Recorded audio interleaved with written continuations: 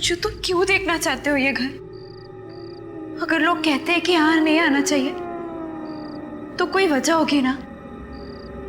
Please यहाँ से चलो, प्लीज। स्वाति प्लीज, तुम कुछ देर चुप रह सकती ना प्लीज।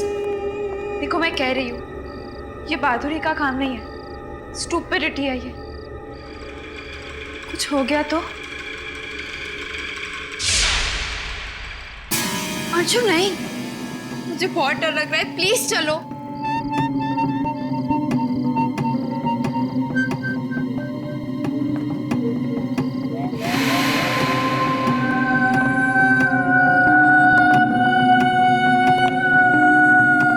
अंशु, अंशु प्लीज आगे मत जाओ।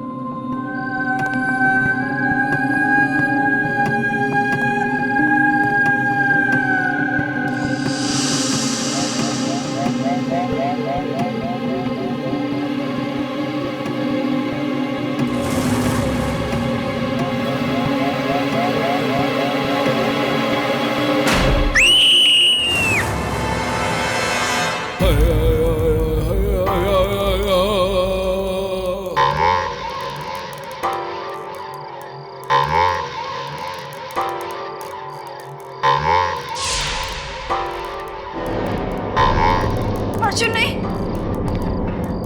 चुप प्लीज रुको, मुझे बहुत डर लग रहा है। चलो वापस चलते हैं।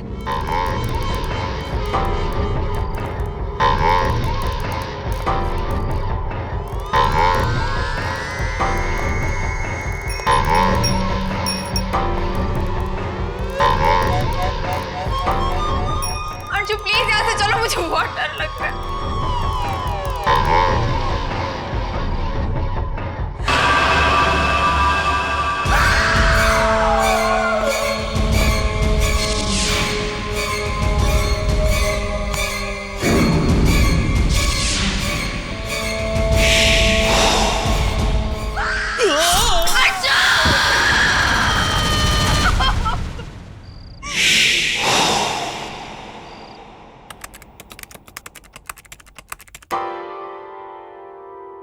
Good evening. मुझे और मेरी पत्नी मीरा को पुराने बंगलोज काफी पसंद आते हैं, इसलिए हमने सोचा कि हमारा नया होटल इस 150 साल पुराने बंगलों में खुलेगा। मैन, शहर से उतना दूर आके कैसा फील हो रहा है आपको? मैं अपना स्टे बहुत एंजॉय कर रही हूँ। ये काफी पुरानी जगह है, तो क्या कोई डरावनी चीज का एक्सपीरियंस हुआ आपको? यू मीन भूत प्रेत? नहीं नहीं, मुझे इन सब चीजों में बिल्कुल विश्वास नहीं है। सुनिए, आप लोगों का काम है होटल को कवर करना, भूत प्रेत के बारे में अफवाह फैलाना नहीं, समझे? मीरा मीरा मीरा लिसन मीरा। नालायकों, एक काम ठीक से नहीं होता। तेरा दिमाग खराब है क्या? हाँ, एक बक्सा तुम लोग संभाल नहीं सकते? अब ध्यान से सुन, इस बक्से को उठाओ और ध्यान से ओल्ड विंग में रखो। कहाँ? ओल्ड विंग में सर। और इस बार एकदम ध्यान से। Okay sir. जाओ। ऋत्विक साहब कितना गुस्सा हो रहे थे, जैसे बक्से में इनकी जान अटकी हुई है। अरे मैनेजर होने के साथ साथ मालिक का साला भी है, इसलिए इतना रुआब झाड़ रहा है। चलो चल अपन काम करते हैं।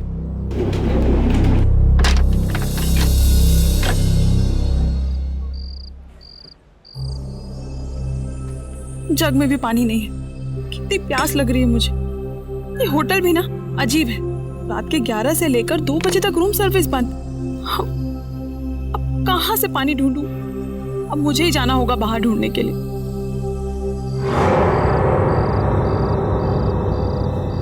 हे भगवान, कितना घना अंधेरा है यहाँ पे। बिना पानी पिए ही सो जाती हूँ।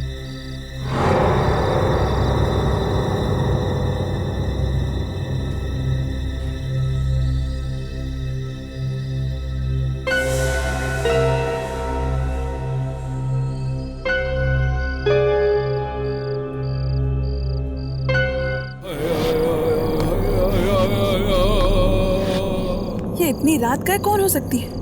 होटल का कोई भी गेस्ट या एम्प्लॉय तो ऐसा नहीं दिखता। फिर कौन हो सकती है जो होटल से बाहर जा रही है?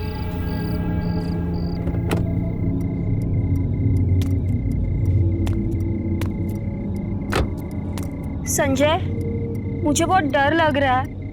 कहीं हमें अकेला देख के कोई चोर वोर आ गया तो? पारुल, तुम प्लीज थोड़ी देर शांत रहो। मैं पापा को फोन लगाता हूँ ताकि कोई मैकेनिक को भिजवा सके। हेलो हेलो, हाँ पापा, मैं संजय बोल रहा हूँ। हेलो पापा, हमारी गाड़ी खराब हो गई है। हेलो, आपको मेरी आवाज़ आ रही है? हेलो, हाँ पापा, आप किसी मैकेनिक के नंबर दे सकते हैं? पापा, आपको मेरी आवाज़ आ रही है?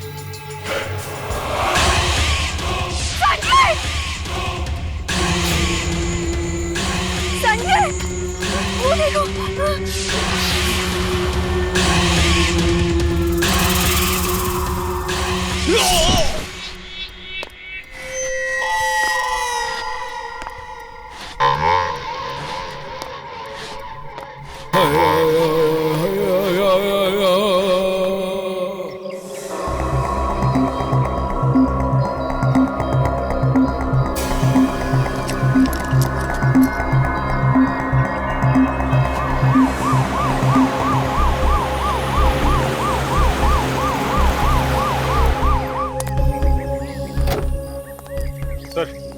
दोनों के आईडी कार्ड्स मिले। लड़के का नाम संजय और लड़की का नाम पारुल है। लगता है दोनों की नई नई शादी हुई थी। सर, ये वॉलेट, लड़की का पर्स और लड़की के जितने भी जेवर हैं सब सही सलामत है। इससे तो यही बात साफ होती है कि ये कत्ल कोई चोरी और डकैती के मकसद से नहीं किया गया है। लेकिन समझ नहीं आ रहा कि न्यूली वेडेड कपल को इतनी बेरहमी कौन मारेगा।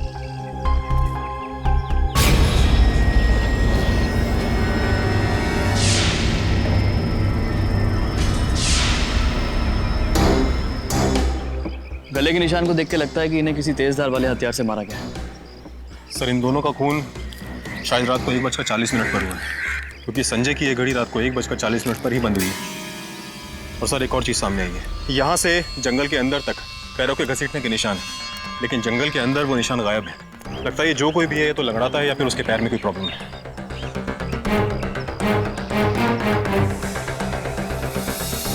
राइट, निशान को देख के तो ऐसे ही लगता है। तुम लोगों ने रात में कुछ देखा यहाँ पे? नहीं साहब, इतनी रात में तो इधर कोई भी आता जाता नहीं है और यहाँ आसपास तो कोई रहता भी नहीं है। हाँ, बस वहाँ पर एक थोड़ी दूर पर ना एक होटल है और बस्ती तो यहाँ से 25-30 किलोमीटर दूर है सर। होटल का नाम क्या है? Black flower.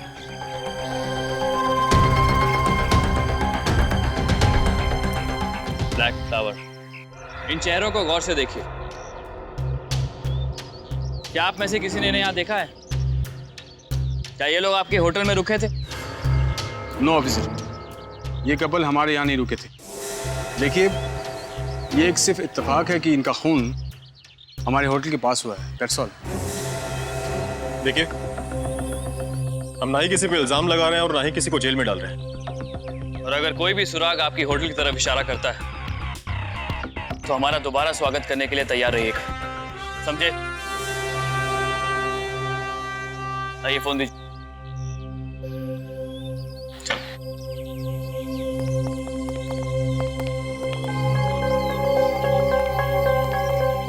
Excuse me. जी कहिए। I am Roma. मैं इस होटल में गेस्ट हूँ। मैं जो आप लोगों को बताने जा रही हूँ वो बहुत स्ट्रेंज है पर सच है।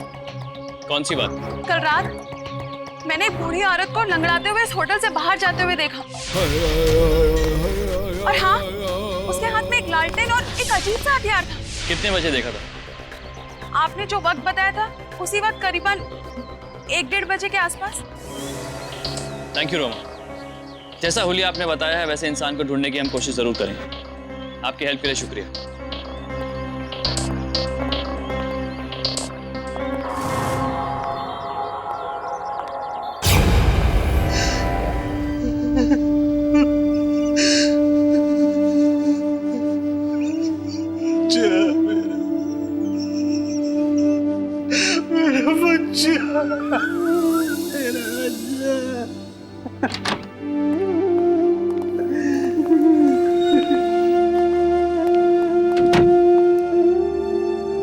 मंत्र जी,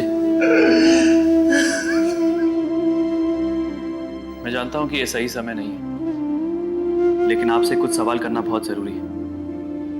क्योंकि कातिल अभी भी जिंदा है और बाहर आजाद घूम रहा है। पूछिए। देखिए, अभी तक इन दोनों की मौत की कोई ठोस वजह सामने नहीं आई है। क्या आप बता सकते हैं कि इनकी किसी से कोई दुश्मनी या ऐसा कुछ? नहीं सर, कि किसी के साथ कोई दुश्मनी नहीं थी। इनकी तो गाड़ी खराब हो गई थी और वो वहां पे मदद आने की राह देख रहे थे। ये सब आप कैसे जानते हैं? संजय का फोन आया था रात के 1:30 बजे। वो हमसे मैकेनिक का नंबर पूछ रहा था।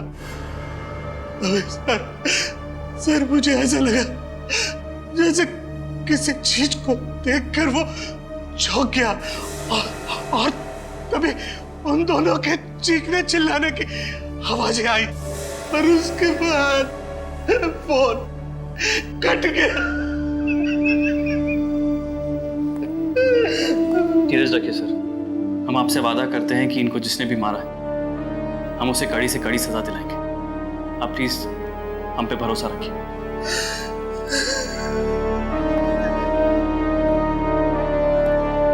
सर, मंत्री जी ने भी बोला कि ये दोनों किसी चीज को देखकर चौंक गए थे। चौंकने का मतलब क्या है? सुनने में अजीब लगता है, लेकिन पता नहीं क्यों रोमा की बात में मुझे सच्चाई नजर आती है। सर, आपका मतलब है वो डरावनी भयानक बूढ़ी औरत वाली बात? राइट। वैसे तो ऐसी बातों में मैं भी यकीन नहीं करता, लेकिन सोचने वाली बात यह है कि एक बूढ़ी औरत इन दो जवान लोगों को इतनी बेरहमी से कैसे मार सकती है। और अगर किसी ने उस बूढ़ी औरत को देखा है तो उसमें कोई ना कोई बात तो जरूर है।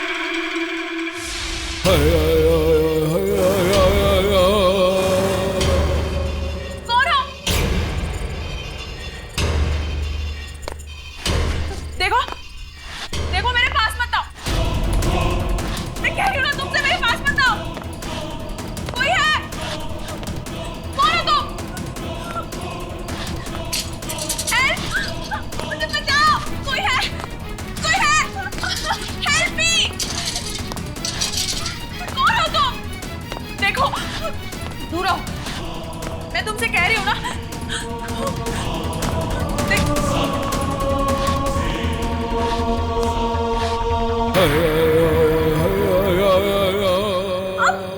हाँ, मैं रोमा। नहीं, रोमा। नहीं, नहीं।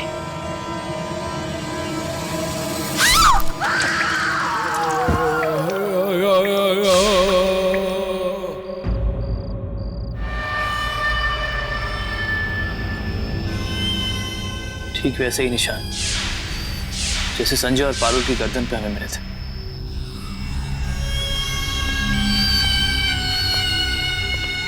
और यहाँ पर वैसे ही पैरों के घसीटने के निशान है।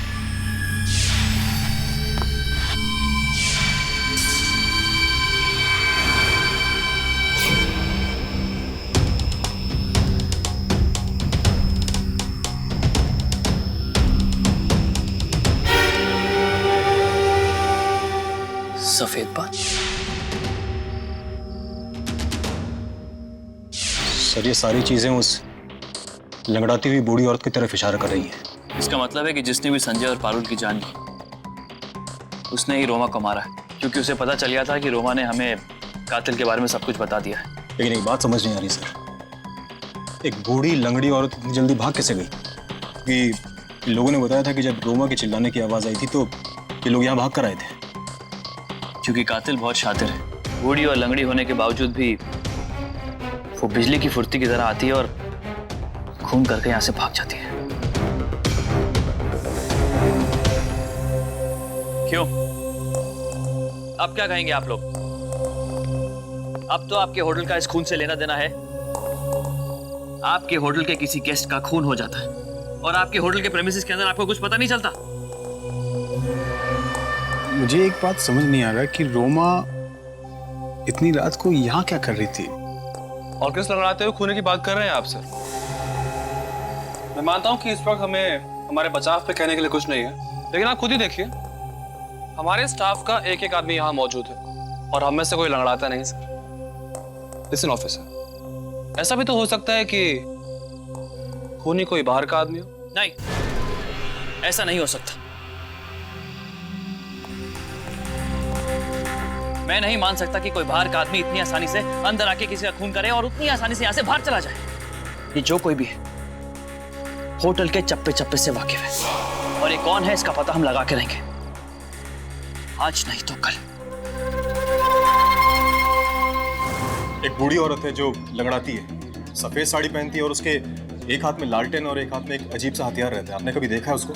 नहीं साहब, ऐसा तो कोई नहीं हमारे गांव में। इस बस्ती में कोई बूढ़ी औरत को देखा आपने? सफेद साड़ी पहनती है और लंगड़ा के चलती है? नहीं साहब, बस्ती में जैसा कोई नहीं है। कोई भी नहीं? Thank you.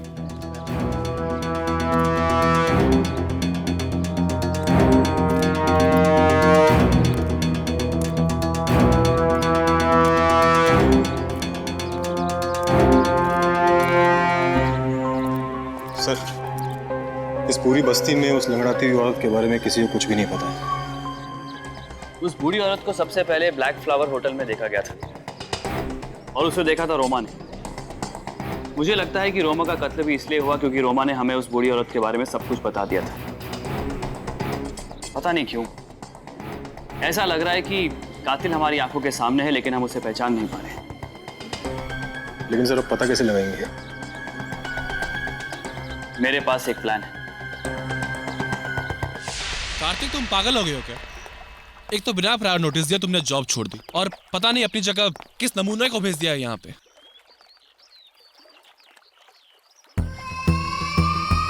अंडरकवर नहीं होता ना तो नमूना भी दिखाता तेरे को।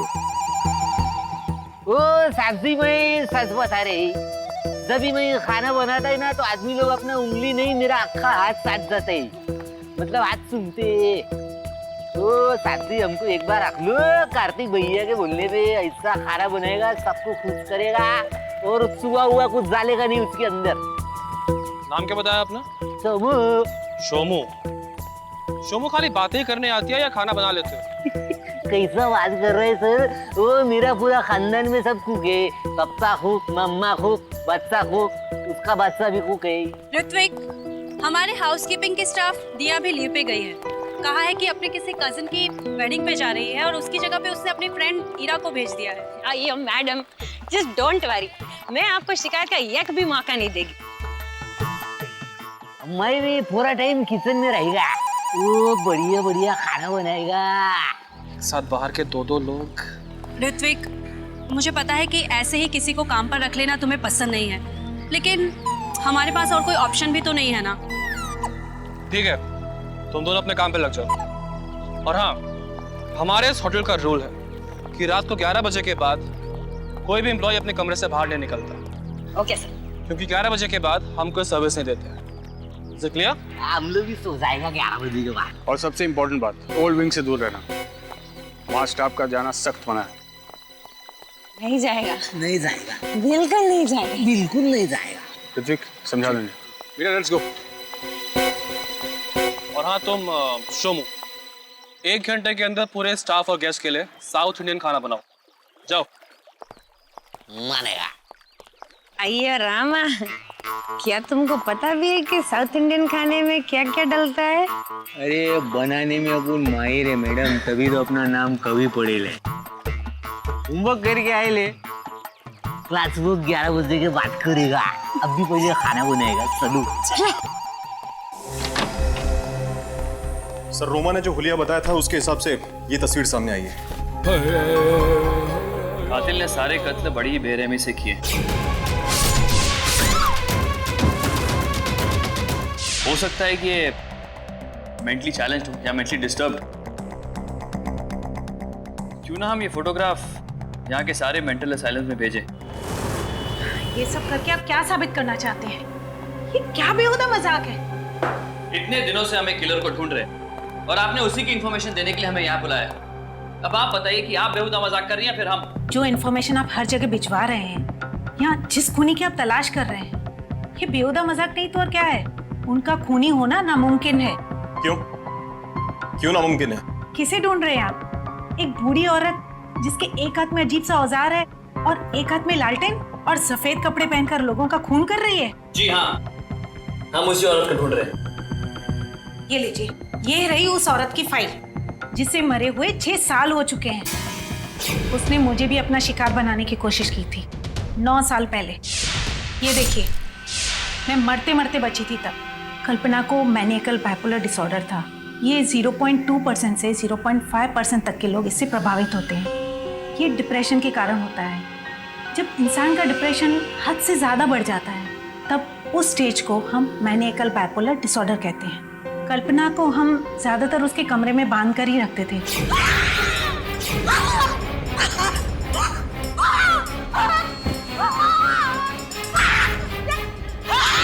कल्पना 12 साल इस असाइलम में थी। 2006 में उसने अपने कमरे की खिड़की से कूदकर अपनी जान दे दी। तब वो 57 साल की थी। पकड़ो मुझे! अगर ये कल्पना नहीं है तो इसका मतलब है कोई और है जो कल्पना का भेष बनाकर लोगों का उसी तरह कत्ल कर रहा है जैसे कल्पना किया करती थी। पिछले 6 सालों में तो हमारे पास ऐसा कोई केस नहीं आया। कल्पना के मरने के बाद क्या हुआ? उसकी बॉडी लेने कोई आया था क्या? सारे बिल्स उसका पति पे करता था, लेकिन कभी उससे मिलने नहीं आया। हाँ, जब वो मर गई थी तब वो उसकी लाश लेने आए थे। क्या आप उनके पति को जानती हैं? क्या नाम है उनका? उनका नाम और पता उस फाइल में है। नंदन, सिलीगुड़ी। चाइनीज बिरयानी है, कैसा है? नाइस। और कुछ चाहिए सर? नहीं शोमू, तुम जाकर सो जाओ। 11 बज गए और सर्विस बंद करने का टाइम हो गया। जाओ। Okay sir. अच्छा है, रूम सर्विस 11 बजे बंद हो रहा है।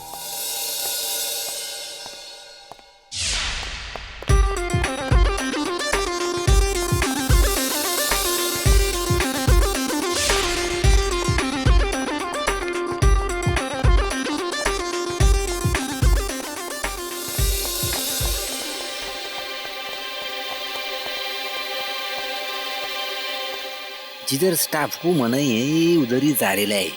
ये भी तो मैनेजर है, फिर उधर काहे को जा रहा?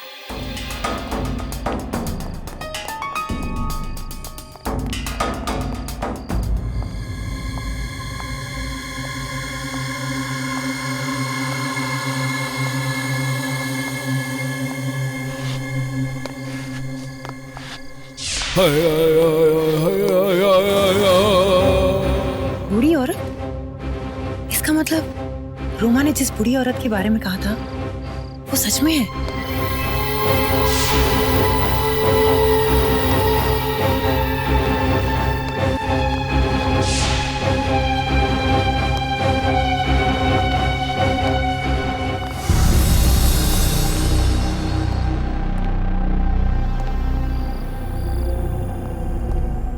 ये कैसा होटल है, एकदम भूल भुलैया की तरह। दिमाग घूम रहा है मेरा, कुछ समझ में नहीं आ रहा है। ये किधर गया, किधर दिखेगा, उधर देखते ही जरा।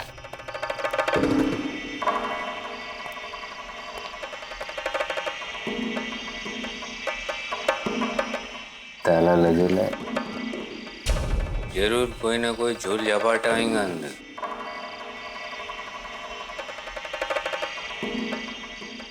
पुराने दिन याद करते।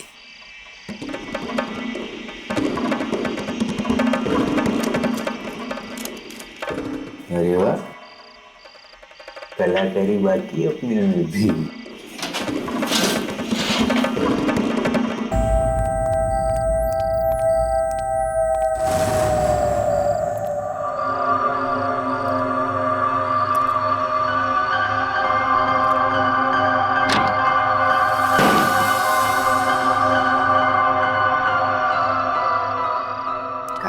से रे यार, ये आदमी मरने के बाद वाली बात है।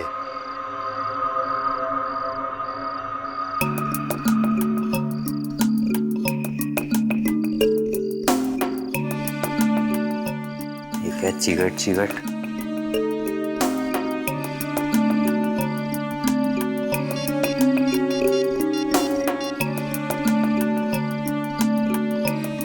हाँ डॉक्टर साहब, कुछ सैंपल भेजता हूँ आपके पास, जरा टेस्ट करके मेरे को बताओ ना क्या है।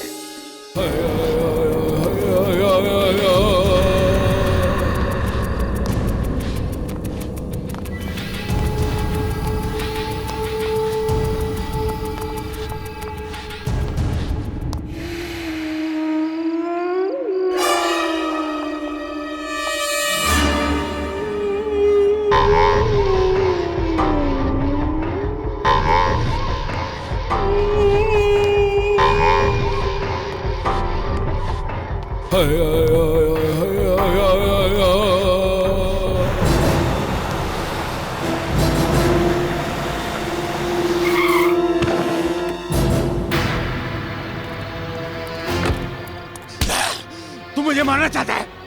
मुझे मारना चाहता है तू? हाँ? मैं तुझे मारूंगी, बार बार मारूंगी, मैं मारूंगी, मारूंगी मैं तुझे। हाँ?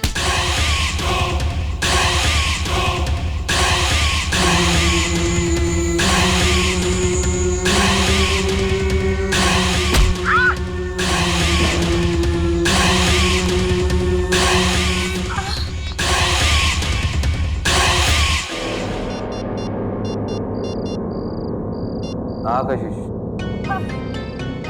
हेलो हेलो कशिश। हेलो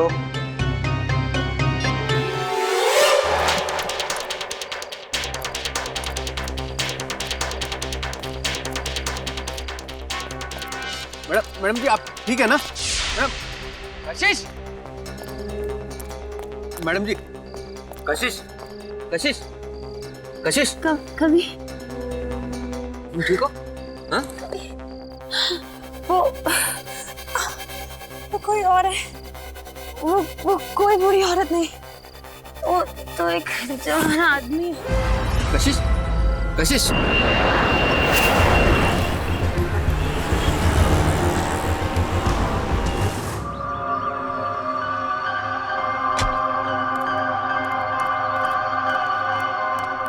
लगता है काफी सालों से ये घर बंद है।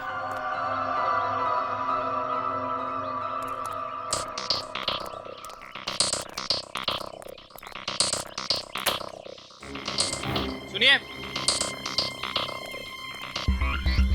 आप यहीं आसपास रहते हैं? जी। इस घर में नंदन नाम का एक शख्स रहता था, उसे जानते हैं आप? नंदन तो ज्यादातर यहाँ अकेला ही रहता था, ना ज्यादा किसी से बात करता था, ना मिलता था। 2005 से 2006 तक था। हम सबको लगा कि वो अकेला ही है, लेकिन एक दिन देखा कि उसके हाथों में एक औरत की लाश है। अरे नंदन, कौन है ये? ये मेरी बीवी कल्पना है। बहुत सालों से बीमार थी, आज चल बसी। कल उसका क्रियाक्रम है, अब सभी को आना है। अगले दिन जब हम क्रियाक्रम के लिए आए तो ताला लगा हुआ था। वो अब कहाँ रहता है, कोई जानकारी है आपको? जी पता नहीं। ठीक है, आप जा सकते हैं। Okay sir. नंदन का इस तरह अपने घर से गायब हो जाना बड़ी ही अजीब बात लग रही है। हो सकता है कि इस राज की चाबी उसके घर के अंदर ही हो। चलो चल के देखते हैं।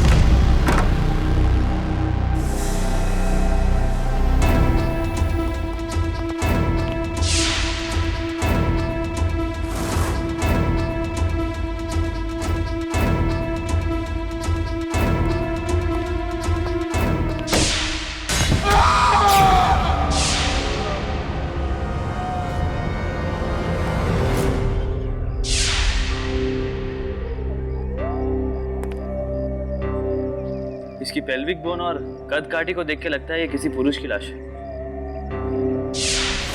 सर, ये निशान देखिए, ये बिल्कुल वैसे निशान है जैसे डॉक्टर ने बताया था, जिस तरह से कल्पना लोगों को मारती थी। तुम ठीक कह रहे हो आदित्य, कल्पना इसी तरह लोगों को मारा करती थी। इसका मतलब कोई तो है जो इसी तरह से लोगों को मार रहा है और अपना निशाना बना रहा है। सर, अगर एक कंकाल नंदन का है तो कल्पना की लाश कहां पर है? इसका मतलब है कोई नंदन को मारने के बाद कल्पना की लाश यहां से लेकर चला गया। लेकिन सवाल ये उठता है कि कोई किसी पागल औरत की लाश को लेकर क्यों जाएगा? ये तो वही इंसान हो सकता है जो यहाँ तो कल्पना जितना पागल हो, या फिर कल्पना से बेइंतहा प्यार करता हो।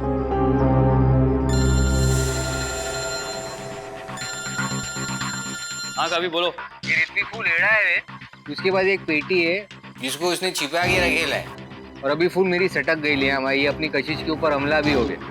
अभी उसका बोलना है कि कोई बुढ़ी औरत नहीं है, कोई जवान आदमी है जो औरत का मेकअप वेकअप करके ये सब कांड कर रहा है। तो मैं क्या करता हूँ मालूम है, मेरे पास एक फोटो है उसकी, भेजता हूँ तेरे को, तू चेक कर और बता। क्लियर नहीं लेकिन फिर भी देख लेना, ठीक है? ठीक है, फोटो भेजो तुम। हाँ चल।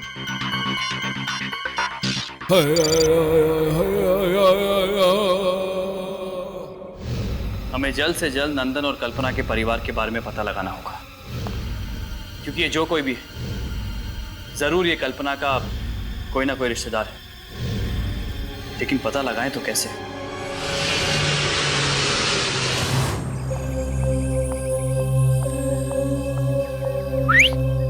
हाउसकीपिंग, आ जाओ भाई, इस काम के पैसे लेते हो तो पूरा कर ले। कभी इस होटल का पूरा नक्शा मुझे समझ में आ गया है। आज सुबह मैं उस कमरे में स्पाई कैम फिट करके आई हूँ जहाँ तुम्हें वो खाली ट्रंक मिला था। अब उस कमरे में क्या होता है और ऋत्विक वहाँ क्या करता है, ये सब कुछ हमें दिखाई देगा। और आज रात को हमें ये भी पता चल जाएगा कि उस ट्रंक में है क्या, कि जब मैं वो स्पाई कैम फिट करने गई थी उस ट्रंक पर ताला लगा हुआ था। ताला? ये लेकिन ऋत्विक ताला काहे को लगा यहाँ खाली ट्रंक के ऊपर?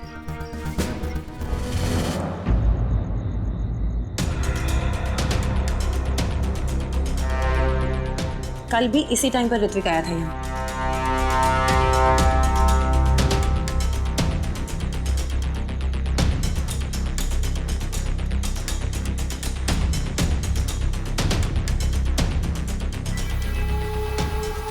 ये देखो, ये बॉडी एकदम कल्पना के माफक लग रही है ना।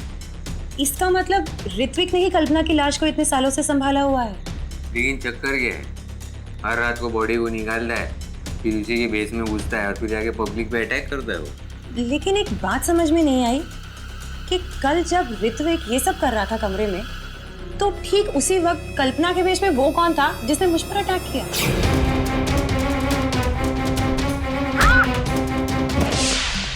ये ऋत्विक को अभी पकड़ के पूछना पड़ेगा नाटक क्या चालू है सब। ये ऋत्विक हाथ से निकलना नहीं चाहिए, तू इसको संभाल, मैं उसको फॉलो करता हूँ।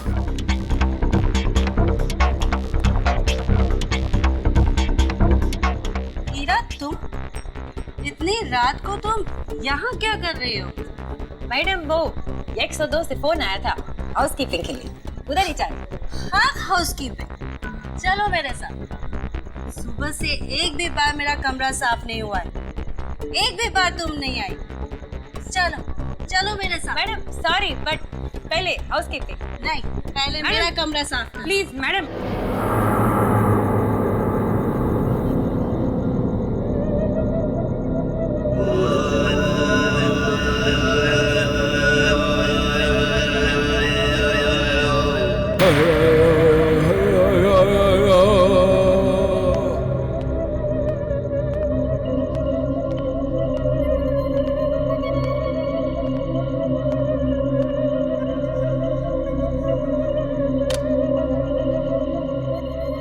माँ,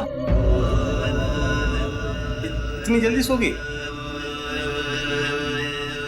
थक गई होगी। मैं पैर दबा देता हूँ।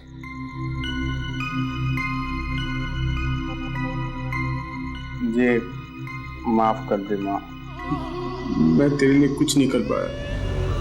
लेकिन मैं क्या करता माँ? मैं तब छोटा था ना, बच्चा था मैं। तुझे तकलीफ में देखकर मुझे बहुत तकलीफ होती थी, बस मैं कुछ नहीं कर पाया। पापा तुझे बहुत तकलीफ देते थे ना, बहुत सताया तुम्हें। लेकिन तू चिंता मत कर माँ, मैंने पापा को मार दिया। और मैंने पापा को मार के उसी कमरे में बंद कर दिया जहाँ वो मुझे मारते थे। हाँ माँ, उसी कमरे में बंद कर दिया मैंने। तो बिल्कुल चिंता मत करो माँ, तेरा बेटा तेरे साथ है।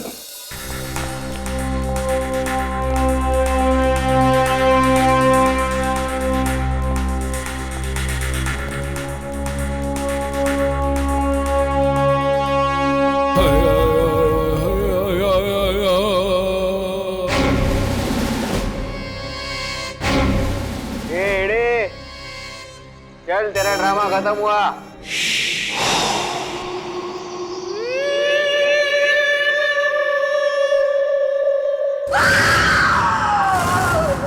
टॉप फ्लोर के ओल्ड विंग से दूर रहना, वहां स्टाफ का जाना सख्त मना है। धनराज, तुम भी आ गए मुझे मेरी माँ से मुझे अलग करने? क्यों ऐसा कर रहे हो तुम लोग? कि तेरे एड़े चाले ना बंद कर, तेरी माँ मर चुकी है, समझा? समझ में आया तेरे को? धनराज, धनराज भाग! धनराज ये तुझे मार डालेंगे, तू भाग यहाँ से! धनराज भाग! भाग धनराज! धनराज भाग जा! भाग धनराज! पुलिस वाले का काम रोकेगा तू? नहीं सर! सर नहीं सर मैं धनराज को कुछ नहीं होने दूंगा। सर वो बीमार है सर। बीमार है भाई, तेरे को नहीं सर धनराज भाग जा।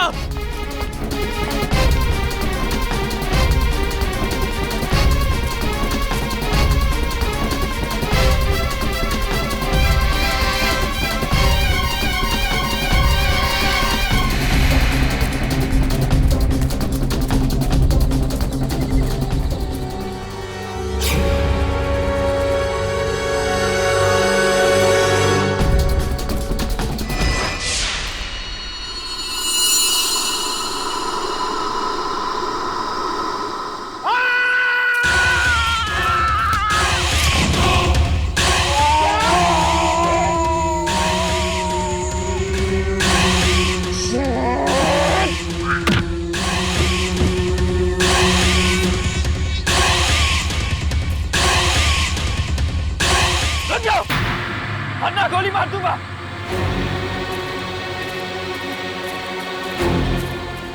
बहुत हो गया तुम्हारा नाटक, अब अगर तुमने कुछ भी किया तो तुम्हारी खोपड़ी उड़ा दूंगा, समझे? नहीं सर, सर नहीं सर प्लीज गोली मत चलाइए सर, वो बीमार है सर प्लीज सर। ऋतिक तू घबराता क्यों है रे? हाँ? अरे ये क्या मारेंगे मुझे? ये क्या मारेंगे मुझे? मैं तो पहले ही मर चुका था। जब बाप ने मेरे बाप ने मुझे मेरी माँ से अलग किया ना, मैं तभी मर चुका था। मेरी माँ मुझसे जुदा हो गई। मेरी क्या गलती थी? हाँ, मेरी क्या गलती थी बोलो? मैं छोटा बच्चा अनाथ हो गया।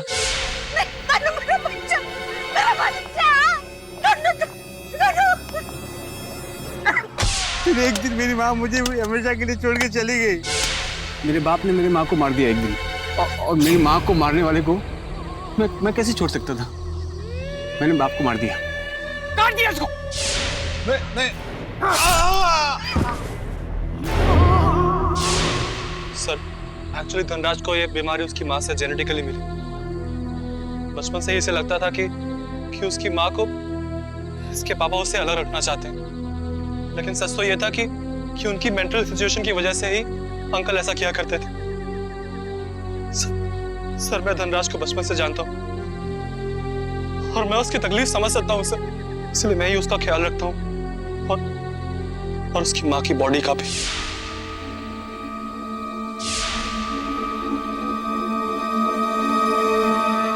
मेरी दीदी मीरा को ये सब बात का पता ना चले, इसलिए मैं ही हर रात उनको नशे की दवाइयां देता हूँ सर। धनराज अपनी माँ से घंटों बातें किया करता रहता था और इसे लगता है कि हर कोई उससे और उसकी माँ को जुदा करना चाहता है। इसलिए जब भी मैं बॉक्स से उसकी माँ की लाश निकालता था, उस वक्त धनराज के सामने जो भी आता था वो उसे मार देता था सर।